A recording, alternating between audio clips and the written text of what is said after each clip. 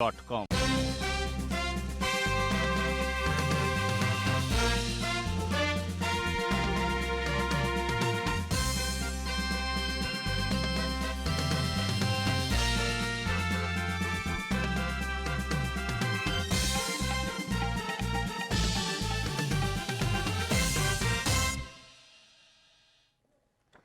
नमस्कार, म अनिस्मा बस्नेत।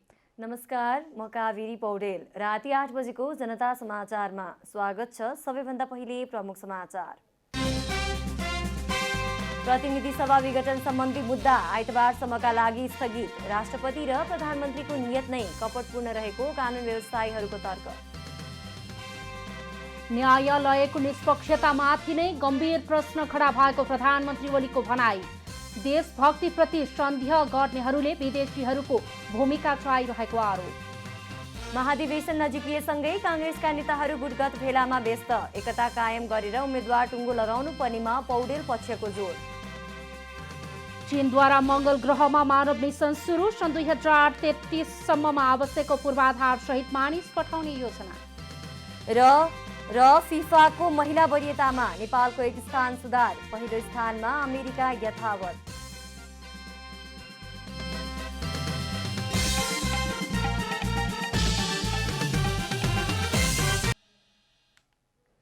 अब पूरा समाचार। प्रतिनिधि सभा विघटन मुद्दामा संवैधानिक इजलासमा आइतबारका लागि हेर्दैमा गएको छ। नेपाली कांग्रेसका सभापति शेरबहादुर देउवा सहित 146 सांसदले दायर गरेको रिट निवेदकका कानून व्यवसायीलाई छुट्याइएको समय अब 2 घण्टा 35 मिनेट मात्र बाँकी छ।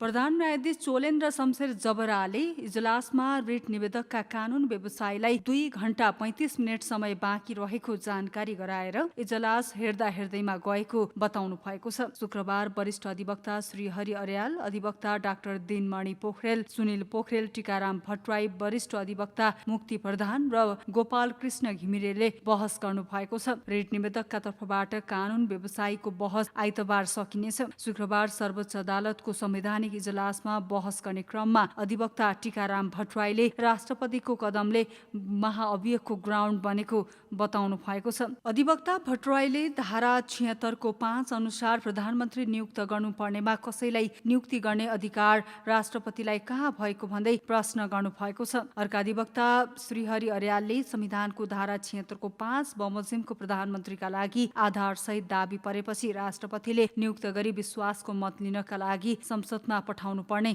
जिकिर गर्नु भएको छ। आधार सहित दाबी परेपछि राष्ट्रपतिले प्रधानमन्त्री नियुक्त गर्नुपर्ने संवैधानिक व्यवस्था रहेको वरिष्ठ अधिवक्ता अर्यालको भनाइ थियो। अर्यालले विश्वसनीयता परीक्षण गर्ने अधिकार राष्ट्रपतिमा नभएको बताउनु भएको छ। अधिवक्ता सुनिल पोखरेलले अहिलेको संविधानमा राष्ट्रपति र प्रधानमन्त्रीलाई संसद विघटनको अधिकार नरहेको दाबी गर्नु भएको छ। संवैधानिक इजलासमा शुक्रबार बहस गर्दै अधिवक्ता पोखरेलले सरकार बनाउन नसकेमा मात्र संसद विघटन हुने प्रश्न पार्नु भएको छ। सरकार गठनका लागि दाबी गर्नु अघि राष्ट्रपतिकोमा आधार पेश हुन सक्छ, तर त्यो आधार जाँच्ने ठाउँ भनेको संसद नै रहेको उहाँले प्रश्न पार्नुभयो। यस्तै प्रधान न्यायाधीश चोलेन्द्र शमशेर जबराले प्रधानमन्त्रीले विश्वासको मत लिन्न भन्ने ठाउँ कहाँ हो भनेर शेरबहादुर देउवाका कानून व्यवसायीलाई प्रश्न गर्नु भएको छ। जवाफमा अधिवक्ता डाक्टर दिनमणि पोखरेलले केपी शर्मा ओलीले विश्वासको मत लिन सक्छन् कि सक्दैनन् भनेर हेर्ने काम राष्ट्रपतिको नभएको दाबी गर्नु भएको छ।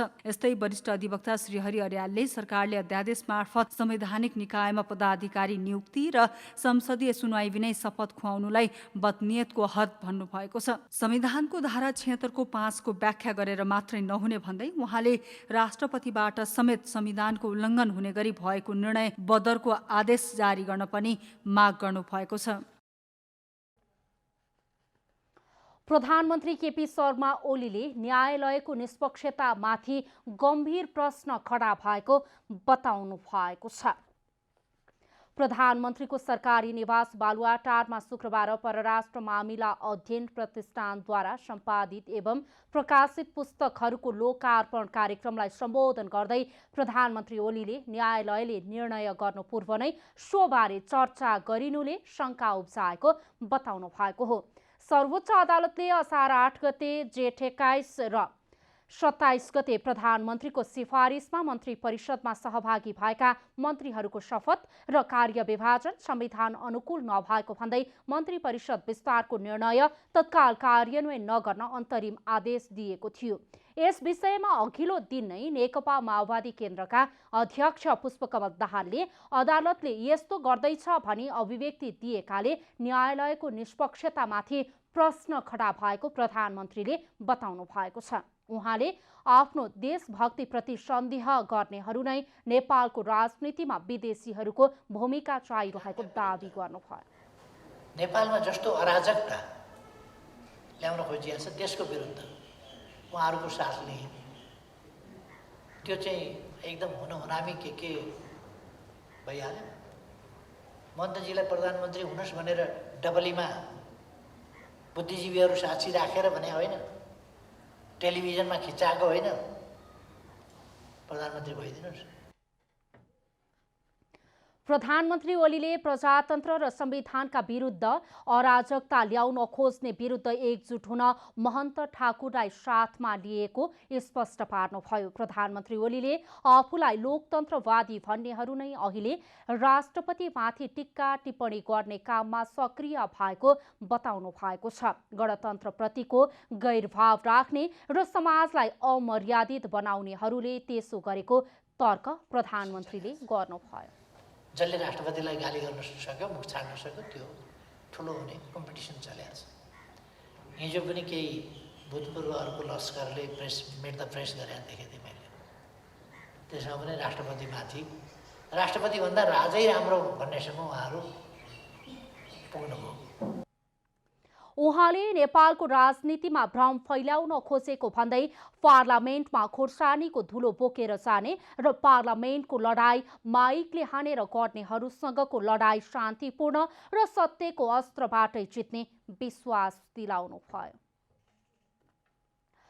सर्वोच्च अदालतको निर्णयपछि पदमुक्त भएका 20 जना मन्त्रीहरूलाई मन्त्री क्वार्टर छाड्न दबाब बढेको छ। जम्मी 19 दिन मात्र मन्त्री बन्ने मौका पाएका मन्त्रीहरूको पद गुमेपछि अहिले उनीहरू धमाधम क्वार्टर छाड्दैछन्, जबकि कतिपयले पुल्चोक स्थित मन्त्री क्वार्टर टेक्न समेत भ्याएका थिएनन्।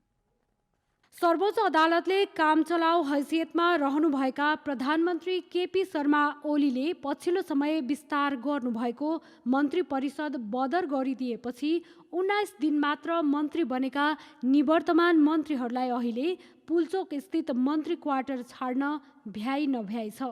शुक्रबार हामी पुल्चोक स्थित मन्त्री क्वार्टर पुग्दा दृश्य फरक थियो। अधिकांश निवर्तमान मन्त्रीहरूले क्वार्टर छाडिसकेका थिए भने कोही सर्ने तर्खरमा थिए।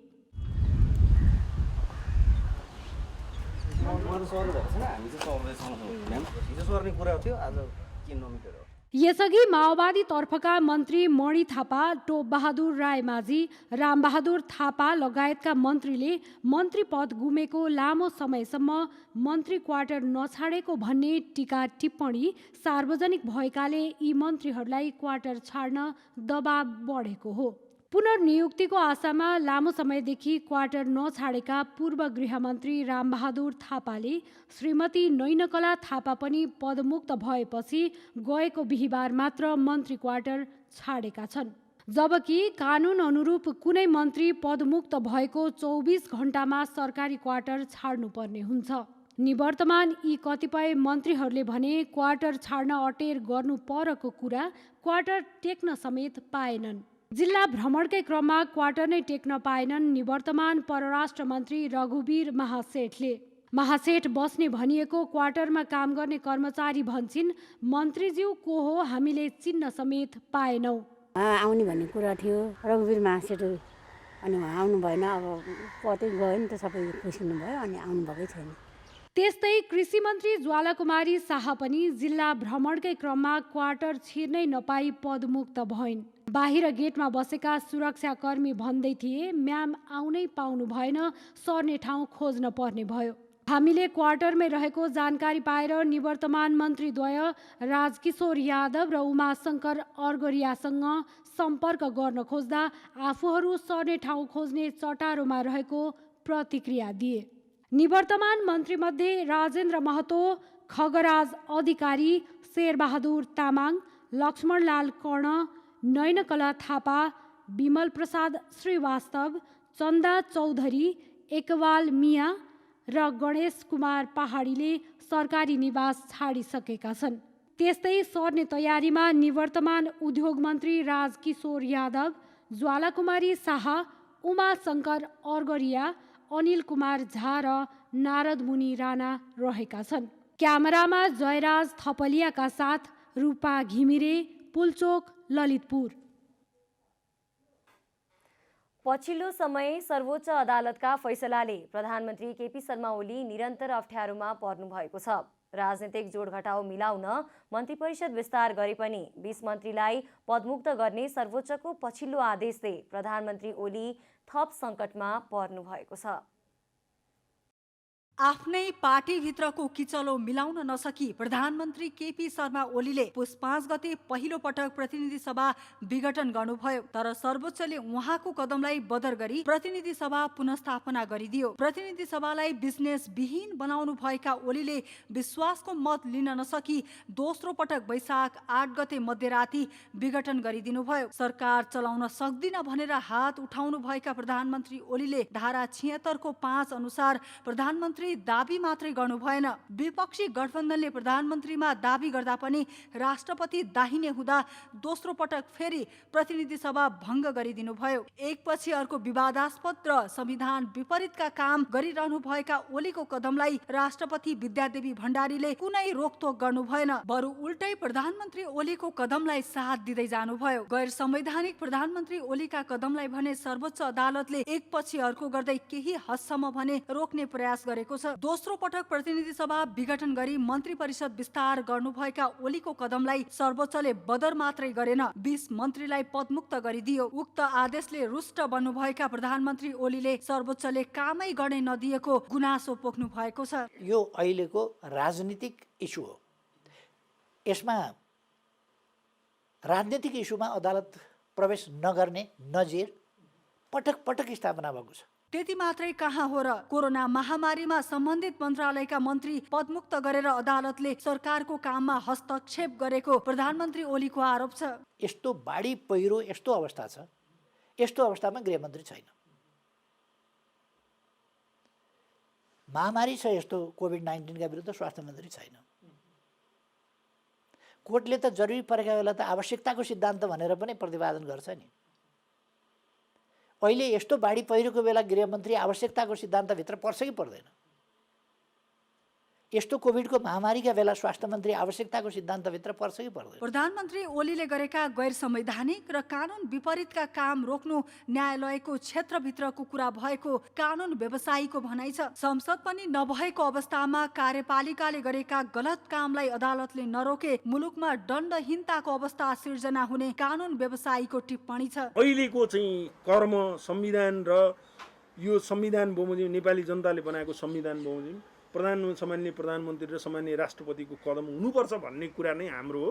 हाम्रो व्यक्तिगत उहाँहरूप्रति कुनै लान्छना पनि होइन, कुनै व्यङ्ग्य पनि होइन, कुनै अपमान पनि होइन, हैन, कुनै पूर्वाग्रह पनि होइन। प्रधानमन्त्री ओली नेतृत्वको सरकारका अधिकांश काममा अदालतले अंकुश लगाएपछि अब काम चलाउ बन्नुभएका प्रधानमन्त्रीले के गर्लान् त, त्यो भने चासोको विषय बनेको छ। क्यामेरामा प्रदीपमान श्रेष्ठका साथ कमला हमाल, काठमाडौँ।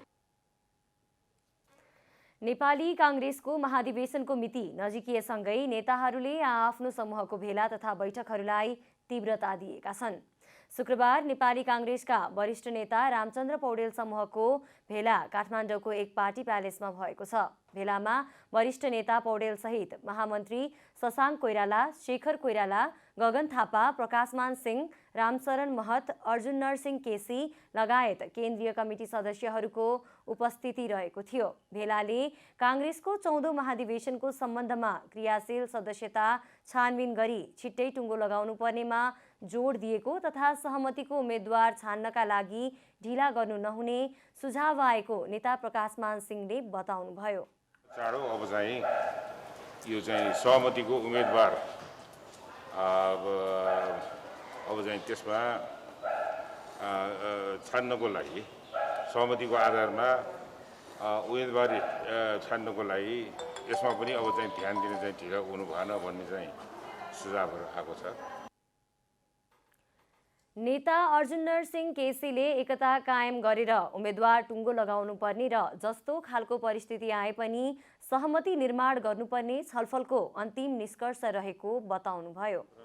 नेपाली काउन्सिलर ठुलो वैधानिक प्रश्न उठ्न सक्छ, वैधानिक अस्तित्वको कुरा हुन्छ, हामीले त्यतैतिर सम्पूर्ण रूपले ध्यान केन्द्रित गर्छौँ। तर के छ भने त्यसलाई चाहिँ अहिलेको जुन खालको चुनौती अप्ठ्यारो छ त्यो परिस्थितिमा हामीहरूको बिचमा सम्पूर्ण एकता कायम गरेर चाहिँ अन्तिम टुङ्गो लगाउनुपर्छ र जहाँ जस्तो खालको परिस्थिति आयो भने एउटा सहमति निर्माण गर्नुपर्छ भन्ने नै हाम्रो अन्तिम निष्कर्ष। आफ्नो समूहको तर्फबाट कसले सभापतिको उम्मेदवारी दिने भन्ने विषयमा छलफलबाट निर्णय गरिने पनि उहाँले जानकारी दिनुभयो। गृहमन्त्री विष्णु पौडेलले नतिजाप्रति जवाफदेही भएर आफ्नो जिम्मेवारी अनुरूपको काम गर्न प्रहरी प्रशासन स्वतन्त्र रहेको बताउनु भएको छ। शुक्रबार गृहमन्त्रीको रूपमा कार्यभार सम्हाल्दै मन्त्री पौडेलले आफूले मन्त्रीको रूपमा गृह प्रशासन र प्रहरीलाई कुनै पनि प्रकारको हस्तक्षेप नगर्ने भन्दै जवाफदेही भएर आफ्नो परिभाषित काम गर्न सबै स्वतन्त्र रहेको बताउनु भएको छ। उहाँले आफूसहित गृह सचिवले पनि कुनै प्रकारको हस्तक्षेप नगर्ने बताउनुभयो। संवैधानिक व्यवस्था र कानुनी प्रबन्धका आधारमा आफ्नो जिम्मेवारी पूरा गर्न उहाँले निर्देशन दिनुभयो। मन्त्री पौडेलले आफूले नतिजामुखी काम खोजेको पनि बताउनुभयो। कानुनी प्रबन्ध र हाम्रा चाहिँ जे स्थापित प्रणालीहरू छन् त्यसका आधारमा आफ्नो जिम्मेवारी पूरा गर्नका निम्ति यहाँहरू सबै स्वतन्त्र हुनुहुन्छ भन्ने कुरा म सुरुमा राख्न चाहन्छु। मलाई जम्मा एउटा कुरामा मात्रै कन्सर्न छ, मलाई नतिजा चाहिन्छ र नतिजाप्रति जवाफदेही भएर जिम्मेवार भएर यहाँले काम गर्नुपर्छ भन्ने मात्रै म मान्यता राख्छु। मन्त्री पौडेलले सरुवा बढुवा तथा थमौतीका लागि एकजना प्रहरी पनि आफू कहाँ नआउनका लागि निर्देशन गर्नुभयो। आफू मन्त्रीको हैसियतमा गर्नुपर्ने निर्णय र निर्देशनका लागि जिम्मेवार भएको भन्दै उहाँले प्रहरी प्रमुखका हैसियतले गर्ने काममा प्रमुख स्वतन्त्र भएर काम गर्न सक्ने बताउनुभयो। उहाँले राजनीतिक परिस्थितिको प्रभाव गृह मन्त्रालयमा पर्न नहुने पनि बताउनुभयो। अदालतमा भएका मुद्दा र वर्तमान राजनीतिक परिस्थितिको प्रभावमा नपरी आफ्नो काम गर्न पनि उहाँले निर्देशन दिनुभयो। जस्ता चिजहरूबाट हाम्रो चाहिँ गृह प्रशासन सुरक्षा निकाय प्रभावित हुँदैन। यसले गर्नुपर्ने जुन नियमित कार्य सम्पादनको काम छ त्यसमा केन्द्रित भएर लाग्नु होला। म के राख्न चाहन्छु भन्दाखेरि यो शान्ति सुरक्षाको प्रश्नमा जीवधनको रक्षाको प्रश्नमा यहाँहरूले धेरै नै गम्भीरताका साथ ध्यान दिनुहोस्। मन्त्री पौडेलले आफू मन्त्रालयको कामका साथै राजनीतिक काममा पनि लाग्नुपर्ने भएकाले मन्त्रालयमा समय दिन नसक्ने पनि बताउनुभयो। उहाँले गृह सचिवसँग दिनमा एकपटक भेट गर्ने भन्दै प्रहरी प्रमुखलाई आवश्यक परे मात्रै भेट्ने, अन्यथा गृह सचिवसँगै समन्वयमा काम गर्न निर्देशन पनि दिनुभयो। जनता समाचारमा अब छोटो विश्राम।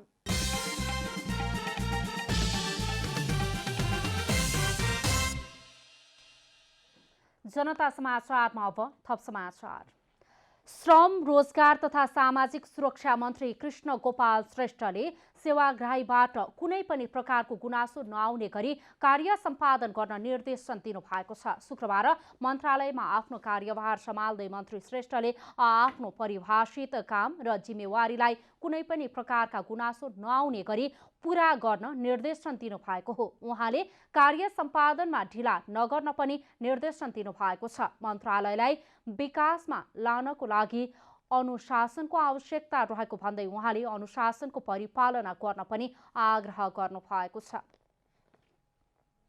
हामीले हाम्रो संस्थालाई चाहिँ विकासमा लानको लागि त्यहाँ अनुशासनको खाँचो हुन्छ। हरेक पद र हरेक ठाउँको आफ्नो आफ्नै परिभाषित अनुशासनको ड्युटी हुन्छ। त्यो ड्युटीमा हामी मतलब चाहिँ सफलतापूर्वक आफ्नो परिभाषित काम र आफ्नो जिम्मेवारीलाई चाहिँ कुनै त्यस्तो खालको विलम्ब नहुने गरी एकदम कहीँ कतै कुनै गुनासो नहुने गरेर यो श्रम मन्त्रालय धेरै जसो चाहिँ नि सेवाग्राहीसँग रिलेटेड मन्त्रालय पनि हो क्या। मन्त्री श्रेष्ठले कर्मचारीहरूलाई सही काम गर्नका लागि नआत्तिन र नडराउन निर्देशन पनि गर्नुभयो। उहाँले विदेशमा रहेका श्रमिकहरूको अप्ठ्यारोमा सहजीकरण गर्नुपर्ने पनि बताउनु भएको छ। कुनै पनि आग्रह पूर्वाग्रह नराखिकन एउटै परिवारको रूपमा काम गर्नुपर्नेमा उहाँले जोड दिनु भएको छ।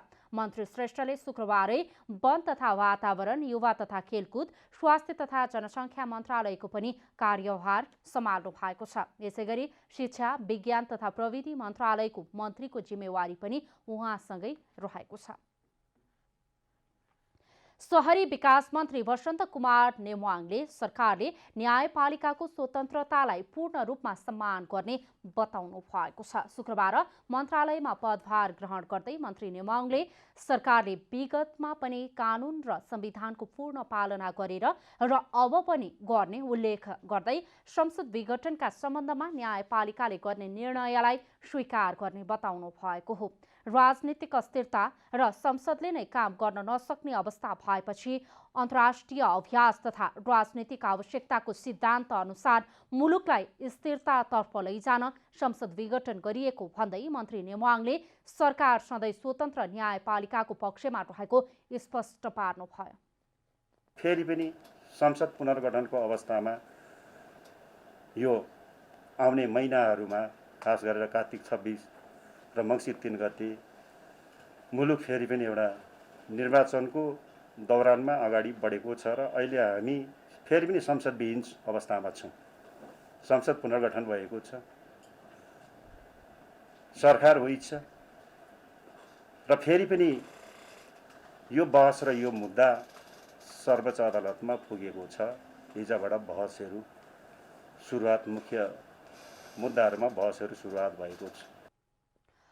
पुनर्स्थापित संसदले मुलुकमा देखिएको अस्थिरता र पश्चगमनको बाटाहरूलाई निराकरण गरेर समस्या समाधान गर्न नसकेको र बहुमतको सरकार गठन गर्ने पटक पटकका अवसर खेर फालेकाले दोस्रो पटक संसद विघटन गर्नु परेको उहाँले स्पष्ट पार्नुभयो। दोस्रो पटक मन्त्रालयको कार्यभार सम्हालेका मन्त्री नेवाङले आफूले मुलुक र जनताप्रतिको दायित्व निर्वाह गर्न कुनै कसर बाँकी नराख्ने प्रतिबद्धता समेत व्यक्त गर्नुभएको छ। उहाँले अर्को आर्थिक वर्षमा सबैभन्दा बढी भौतिक र वित्तीय प्रगति शहरी विकास मन्त्रालयले गर्यो भन्ने समीक्षा निकाल्न सक्ने गरी काम कारबाही अघि बढाउन मातहतका कर्मचारीहरूलाई निर्देशन दिनुभएको छ। अझै पनि मैले अब हेर्नु छ, यहाँ म रन्जेल हेर्छु, अघि कतिपय जिल्लाहरूमा त झन्डै यो बाँडफाँडै गरिसकेर निर्णय नगरिसकेको अवस्था पनि हो कि त्यस्ता भइसकेको जिल्लाहरूमा चाहिँ रकमको चाहिँ निकासा नपुगिराखेको हो कि, किनभने यो सिधै व्यक्ति परिवारले सिधै प्राप्त गर्ने, राज्यबाट प्राप्त गर्ने, विपन्न र गरिब जनताले प्राप्त गर्ने एउटा ठुलो सरकार राख्ने विषयवस्तु हो। यतातर्फ पनि मन्त्रालयको सम्बन्धित साथीहरूको ध्यान आकर्षण गराउन चाहन्छु। कोभिड महामारीको असरका कारण पनि मन्त्रालयको प्रगति आशाजनक नै रहेको भन्दै उहाँले एक ढिक्का भएर काम गर्न सबैलाई आग्रह गर्नुभएको छ। संघीय मामिला तथा सामान्य प्रशासन मन्त्री लीलानाथ श्रेष्ठले संघीय निजामती ऐनलाई अध्यादेश मार्फत ल्याउनु पर्ने बताउनु भएको छ। शुक्रबार मन्त्रालयमा कार्यभार सम्हाल्दै मन्त्री श्रेष्ठले देशको राजनीतिक अस्थिरताका कारणले समयमै संघीय निजामती ऐन नआएको कारण कर्मचारीको पदपूर्ति र बढुवा रोकिँदा कर्मचारीको मनोबल गिरेको भन्दै अध्यादेश मार्फत नै भए पनि निजामती ऐनलाई ल्याउनु पर्ने बताउनु भएको हो। कर्मचारीको लागि पदपूर्ति, बढुवा लगायतका मूलभूत कुराहरूलाई समेटेर अध्यादेश ल्याउनको निम्ति मुख्य सचिव, प्रधानमन्त्री र आफूबीच छलफल भएको पनि नागरिकता सम्बन्धी अध्यादेशलाई सर्वोच्च अदालतले रोकेपछि पछि हट्नु परेको उहाँले बताउनुभयो। संसद नभएको अवस्थामा सरकारले अध्यादेश ल्याउन पाउने संविधानमा नै उल्लेख गरेको भन्दै उहाँले अध्यादेश ल्याउने सम्बन्धमा अध्ययन गरिरहेको बताउनुभयो। अब यसरी हुँदैन, कर्मचारीको लागि हामीले अध्यादेश ल्याएर भए पनि मूलभूत कुरा जस्तै तपाईँले पदपूर्तिका कुरा भयो, बढुवाको कुरा भयो, नहुने कुरा मात्रै ल्याउँ।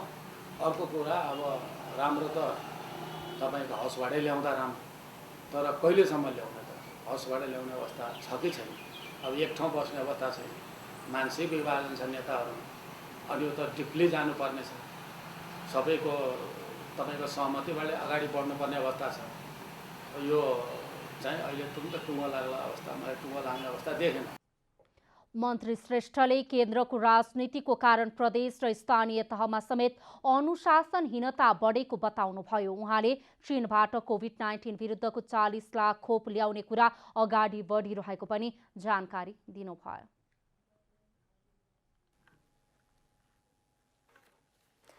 राष्ट्रिय सभा अध्यक्ष गणेश प्रसाद तिमल सिन्हाले 17 गतेबाट हुने राष्ट्रिय सभाको अधिवेशनका लागि आवश्यक तयारी गर्न निर्देशन दिनुभएको छ। राष्ट्रपतिबाट अधिवेशन आह्वान भएपछि शुक्रबार बानेश्वर स्थित संसद भवन पुगेर संसद सचिवालयका कर्मचारीलाई आवश्यक तयारी गर्न अध्यक्ष तिमल सिन्हाले निर्देशन दिनुभएको हो। यसअघि शुक्रबार नै अध्यक्ष तिमल सिन्हाले विपक्षी दल नेपाली कांग्रेस र नेकपा माओवादी केन्द्रका दलका नेता तथा सचेतकसँग संसद बैठकबारे परामर्श गर्नुभएको छ। मन्त्री परिषदको सिफारिसमा राष्ट्रपति विद्यादेवी भण्डारीले असार 17 गतेका लागि राष्ट्रिय सभाको अधिवेशन आह्वान गर्नुभएपछि संसद सचिवालयले तयारी थालेको छ। सिन्धुपाल्चोकका बाढी पीडितलाई राहत पुनर्स्थापना तथा भौतिक संरचनाको पुनर्निर्माणको माग गर्दै नेकपा एमाले बागमती प्रदेश कमिटीले प्रधानमन्त्री केपी शर्मा ओलीलाई ज्ञापन पत्र बुझाएको छ। शुक्रबार प्रधानमन्त्री निवास बालुवाटार पुगेर नेकपा एमाले बागमती प्रदेश संगठन कमिटीका अध्यक्ष आनन्द प्रसाद पोखरेल सहितको टोलीले सिन्धुपाल्चोक बाढीमा परि मृत्यु भएका र उनीहरूका परिवारलाई क्षतिपूर्ति राहत तथा विस्थापित 400 परिवारलाई राहत र पुनर्स्थापनाको माग गर्दै ज्ञापन पत्र बुझाएको हो। प्रधानमन्त्री ओलीसँग नदीहरूको नियन्त्रण, खानेपानी, विद्युत, सडक, पुल लगायतका बिग्रिएका संरचनाहरूको तत्काल पुनर्निर्माण गर्न पनि एमाले बागमती प्रदेश कमिटीले ध्यानाकर्षण गराएको छ। कमिटीका अध्यक्ष आनन्द प्रसाद पोखरेलले बाढी पीडितको पुनर्स्थापनाका लागि र खोलामा तटबन्ध गर्नेदेखि क्षतिग्रस्त घरहरूलाई मर्मत गर्नका लागि प्रधानमन्त्रीबाट सकारात्मक आश्वासन आएको र आफूहरू कार्यान्वयनको आशामा रहने बताउनुभयो। ब्रिज बनाउने, बाटोको व्यवस्थापन गर्ने, टेलिफोन, विद्युत र खानेपानीको तत्काल आपूर्ति गर्ने व्यवस्थापनले सम्बन्धित कार्यालयले निर्देशन दिइसक्नु भएको छ र आशा छ अब सिन्धुपाल्चोकको मूलत मेलम्ची, हेलम्बुका धेरै ठाउँहरू, चनौटे लगायतका ठाउँहरूको पुनर्व्यवस्थापन हुन्छ। भत्केर पुरिएका घरहरूको चाहिँ मर्मत जिम्मेदार हुन सक्ने, खोलालाई ठिकठाक र तारजारीको व्यवस्थापन गर्न सक्ने कामको चाहिँ आश्वासन हामीले प्राप्त गरेका छौँ। असार 1 गते सिन्धुपाल्चोकको मेलम्ची, याङ्ग्री र लार्की खोलामा आएको बाढीमा परि सो क्षेत्रका 16 जनाको मृत्यु भएको छ भने करिब 400 परिवार विस्थापित भएका छन्। बाढीबाट विकासका सम्पूर्ण पूर्वाधारहरूमा समेत क्षति भएको छ। पछिल्लो 24 घण्टामा देशभर 14,351 जनाको नमुना परीक्षण गर्दा 2,476 जनामा कोरोना भाइरसको संक्रमण पुष्टि भएको स्वास्थ्य तथा जनसङ्ख्या मन्त्रालयले जनाएको छ। 9,586 जनाको पीसीआर परीक्षणमा 1,721 जनामा र 4,765 जनाको एन्टिजेन विधिबाट परीक्षण गर्दा 755 जनामा संक्रमण भएको पाइएको हो। शुक्रबार संक्रमण पुष्टि भएका सहित अहिलेसम्म पीसीआर विधिबाट गरिएको परीक्षणमा 6,31,152 जना र एन्टिजेन विधिबाट गरिएको परीक्षणमा 30,689 जनामा संक्रमण पुष्टि भएको छ। यस्तै गएको 24 घण्टामा 5,455 जना कोरोना भाइरसबाट संक्रमण मुक्त भएका छन्। यो सँगै नेपालमा कोरोनाबाट मुक्त हुनेको संख्या 5,76,413 पुगेको छ। अहिले निको हुने दर 91.3% पुगेको स्वास्थ्य मन्त्रालयले जनाएको छ। यस्तै गएको 24 घण्टामा र प्राप्त विवरण सहित कोरोना संक्रमणका कारण 27 जनाको मृत्यु भएको स्वास्थ्य मन्त्रालयले जनाएको छ। अब आर्थिक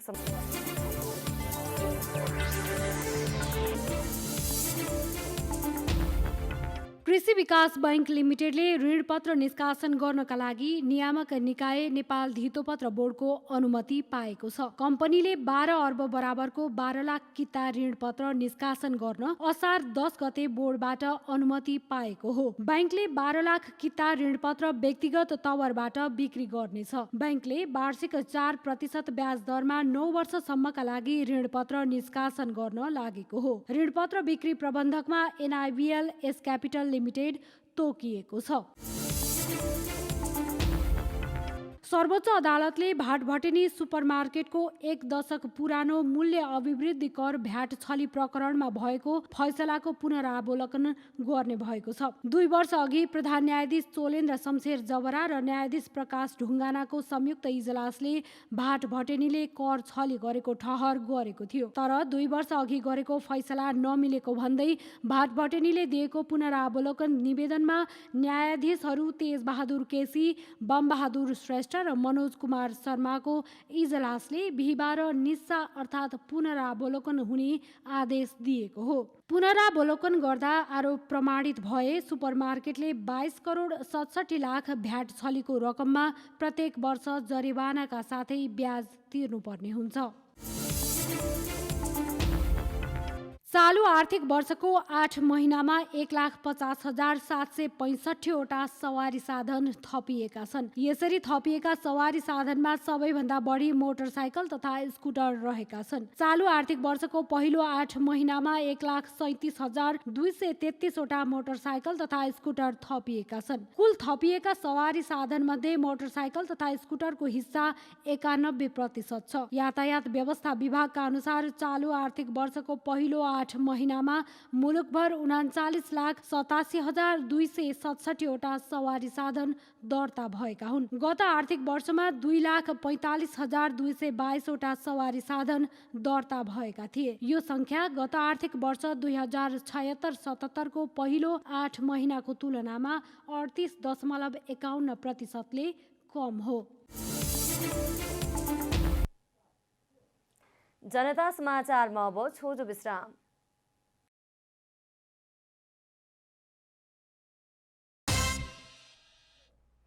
जनता समाचारमा अब अन्तर्राष्ट्रिय समाचार।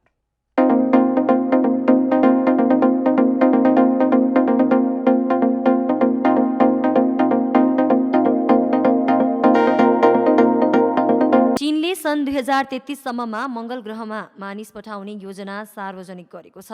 चीनले सार्वजनिक गरेको दीर्घकालीन योजना अनुसार पहिला मंगल ग्रहमा स्थायी बसोबासका लागि बेस क्याम्प बनाइनेछ र त्यसैको माध्यमबाट अनुसन्धानको काम सुरु हुनेछ। यसअघि अमेरिकाले पनि मंगल ग्रहमा मानिस पठाउने योजना सार्वजनिक गरेको थियो। यस्तोमा चीन पनि उक्त दौडमा सामेल भएको हो। यसअघि गत मे महिनाको मध्यमा चीनको रोबोटिक रोभर मंगल ग्रहमा अवतरण गरेको थियो। चीनले मंगल ग्रहमा आफ्नो मानव मिसन सुरु गर्नुभन्दा पहिला रोबोटहरू पठाउनेछ र त्यहाँ बेस स्थापना गर्ने र मंगल ग्रह बारे खोजका लागि आवश्यक पर्ने प्रणालीको विकास गर्नेछ। अब खेलकुद समाचार।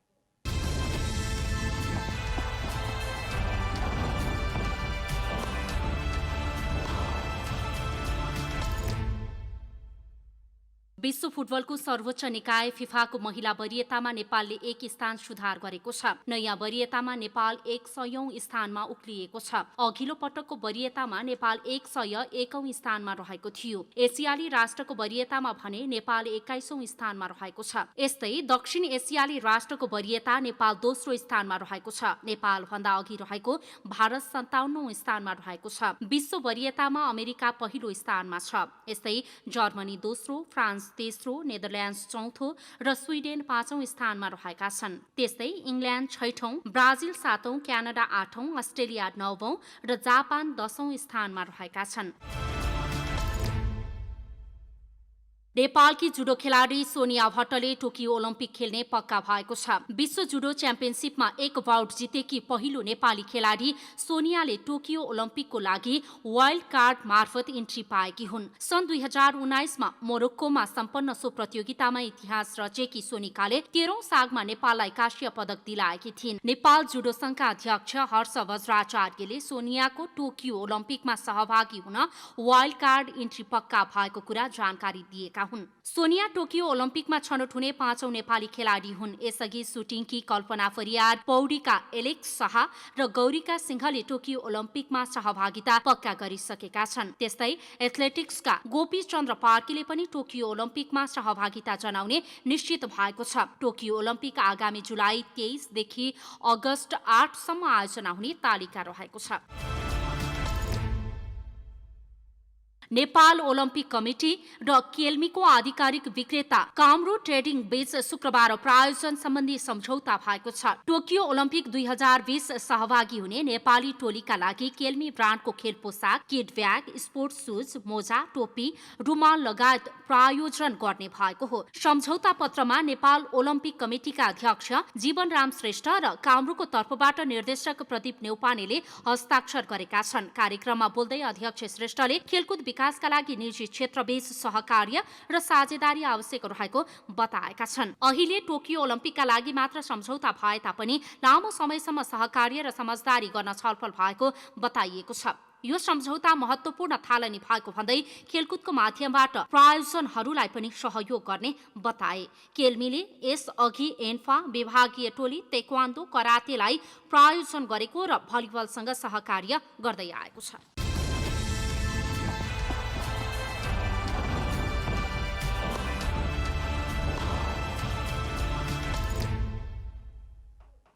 अब मौसम समाचार।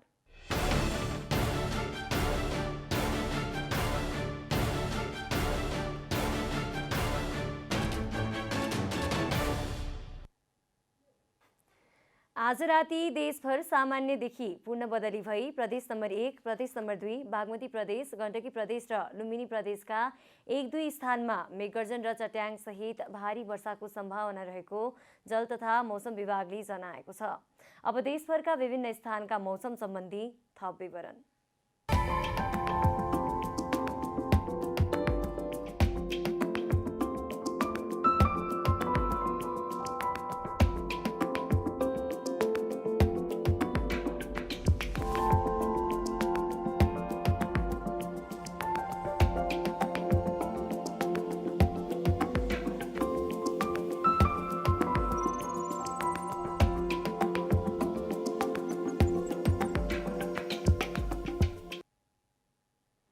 अन्त्यमा आजको डायरी। प्रतिनिधि सभा विघटन मुद्दामा संवैधानिक इजलासमा आइतबारका लागि हेर्दैमा गएको छ। नेपाली कांग्रेसका सभापति शेरबहादुर देउवा सहित 146 सांसदले दायर गरेको रिट निवेदकका कानून व्यवसायीलाई छुट्याइएको समय अब 2 घण्टा 35 मिनट बाँकी रहेको छ। गृहमन्त्री विष्णु पौडेलले नतिजाप्रति जवाफदेही भएर आफ्नो जिम्मेवारी अनुरूपको काम गर्न प्रहरी प्रशासन स्वतन्त्र रहेको बताउनु भएको छ। शुक्रबार गृहमन्त्रीको रूपमा कार्यभार सम्हाल्दै मन्त्री पौडेलले आफूले मन्त्रीको रूपमा गृह प्रशासन र प्रहरीलाई कुनै पनि प्रकारको हस्तक्षेप नगर्ने भन्दै जवाफदेही भएर आफ्नो परिभाषित काम गर्न सबै स्वतन्त्र रहेको बताउनु भएको छ। उहाँले आफूसहित गृह सचिवले पनि कुनै प्रकारको हस्तक्षेप नगर्ने बताउनुभयो। नेपाल आयल निगमले कम्पनीको नोक्सानलाई कम गर्नका लागि पेट्रोलियम पदार्थको मूल्यवृद्धि गर्नु परेको बताएको छ। नेपाल आयल निगम लिमिटेडका प्रबन्ध निर्देशक सुरेन्द्र कुमार पौडेलले अन्तर्राष्ट्रिय बजारमा क्रुड र डलरको भाव अनपेक्षित रूपमा बढेकाले नेपालमा पनि पेट्रोलियम पदार्थको मूल्यवृद्धि गर्नुपर्ने अवस्था आएको बताउनुभयो। कोभिड-19 संक्रमण वृद्धि भएपछि अस्ट्रेलियाको सिडनी शहरमा लकडाउन लागू गरिएको छ। मध्य सिडनी र बन्टी सामुद्रिक तटसहित पूर्वी क्षेत्रमा निषेधाज्ञा लगाइएको बीबीसीले जनाएको हो। गत डिसेम्बर यता सिडनीमा लकडाउन लागू भएको हो। निकै संक्रामक मानिएको कोरोनाको डेल्टा प्रजाति भेटिएपछि अस्ट्रेलियाले भाइरस नियन्त्रणका लागि सङ्घर्ष गरिरहेको बताएको छ। गत डिसेम्बर यता सिडनीमा उच्च दरमा संक्रमण वृद्धि भएको छ। नेपालकी जुडो खेलाडी सोनिया भट्टले टोकियो ओलम्पिक खेल्ने पक्का भएको छ। विश्व जुडो च्याम्पियनसिपमा 1 बाउट जितेकी पहिलो नेपाली खेलाडी सोनियाले टोकियो ओलम्पिकको लागि वाइल्ड कार्ड मार्फत एन्ट्री पाएकी हुन्। नेपाल जुडो संघका अध्यक्ष हर्ष बज्राचार्यले सोनियाको टोकियो ओलम्पिकमा सहभागी हुन वाइल्ड कार्ड एन्ट्री पक्का भएको कुरा जानकारी दिएका हुन्।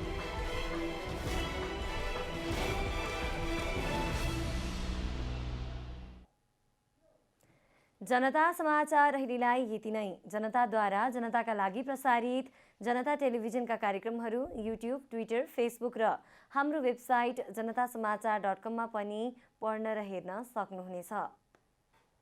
सूचनामा तपाईको सहभागिता, समयमा समाचार हाम्रो प्रतिबद्धता। कोरोना भाइरसको संक्रमणबाट बच्न नियमित रूपमा साबुन पानीले हात धौँ, भिडभाडबाट टाढै रहौँ, अनिवार्य मास्कको प्रयोग गरौँ। नमस्कार।